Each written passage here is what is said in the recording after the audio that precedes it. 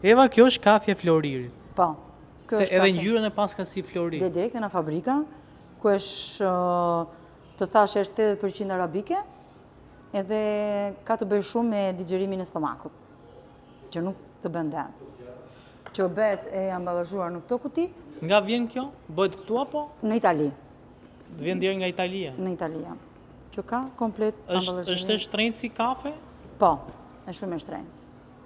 Neve në del kosto goxha e lartë. Me fjalë se normalisht që do vina Italia, janë dogan ato të gjitha. Për çfarë futet Floriri në këtë mes, pra? Të thash, ka të bëj shumë me digjerimin e stomakut që nuk të bën dëm.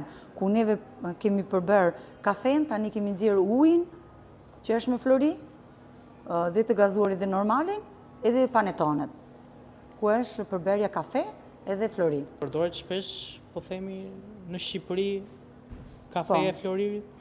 E keni Këtu në hasur ju? Shqipëri, përveç se nesh nuk e ka asnjë njeri. Asnjë në Shqipëri? Jo, asnjë. Ne jemi të parë. Edhe ka goxha. Edhe panetonën po, me Flori e keni ju? Vetëm ne.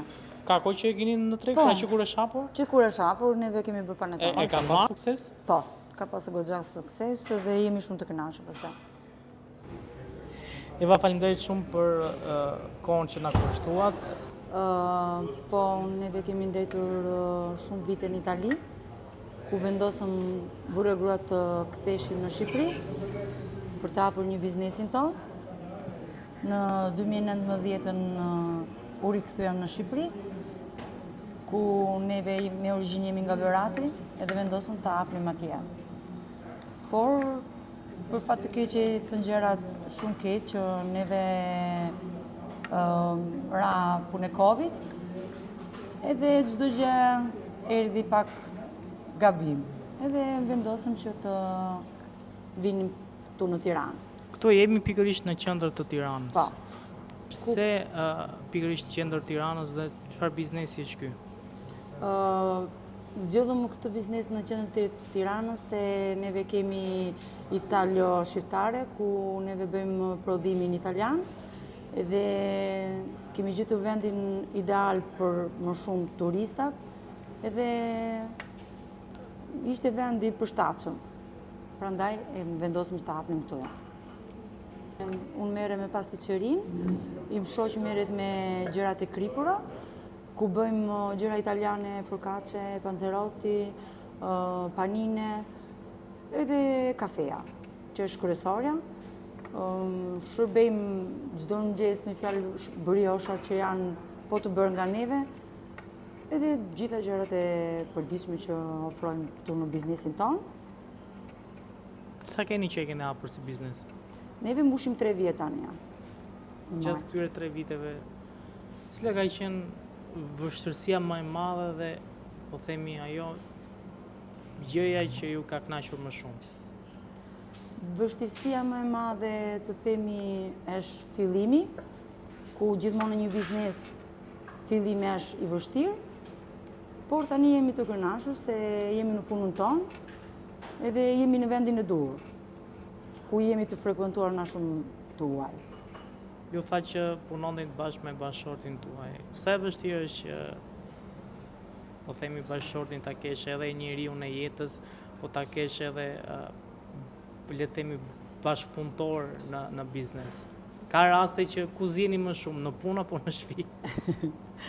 Jo, si ishte drejta, të punosh me bashkëshortin është gjë e bukur, se zengat janë kudo, por në punë është gjë e bukur të punosh me bashkëshortin, se je gjithmonë bashkë.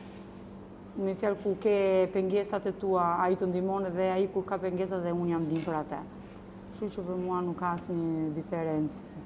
Është më mirë të kesh një biznes familjar apo një biznes, le të themi, që ti je pronari dhe gjithë, po themi, stafin e ke njerëz që nuk i njeh. Pra, a është e vështirë që ti kërkosh llogari dikujt që ti e ke nga familja? Po, është pak e vështirë. Dikush që e ke nga familja është e vështirë, por neve kemi zgjedhur familjare, se ku unë kam pasur djalin, nusen, vajzën, edhe ka qenë më e lehtë për neve. Tani që më është larguar djali, me punëtorët ja kërkon llogarim, por është pak më ndryshe. Kur është biznes familjar, është më mirë familjare, se sa me punëtorë. po prapë jemi të kënaqur.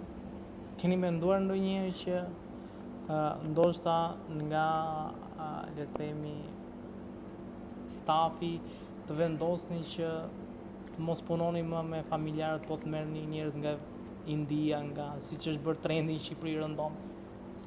E kemi menduar edhe këtë gjë, se nuk duhet të jemi racista, por ç'është e drejta këtu është një mentalitet ndryshe, ku të gjithë që mendojnë me fjalë që jo ka vend të huaj edhe pse jo shqiptar, por ç'është e drejta tani ne do zgjedhim kush e bën punën. Nuk mund të jemi racista që të themi me fjalë pse të huaja, se si jemi neve kemi qenë në vendet e huaja, kemi emigruar dhe kemi punuar, edhe pse jo të marrësh punëtor në vendet e huaja. Çfarë vështirësish ka që ti të krijosh një biznes në Itali në krahasim me të bësh një biznes në Shqipëri? Biznesi në Itali ka shumë të ardhura, por ka shumë taksa. Kur taksat janë mbi 70%. Kurse këtu në Shqipëri është më lehtë për që të hapësh një biznes, por është e vështirë ta trekësh përpara. Duhet shumë guxim. Kjo është e gjitha.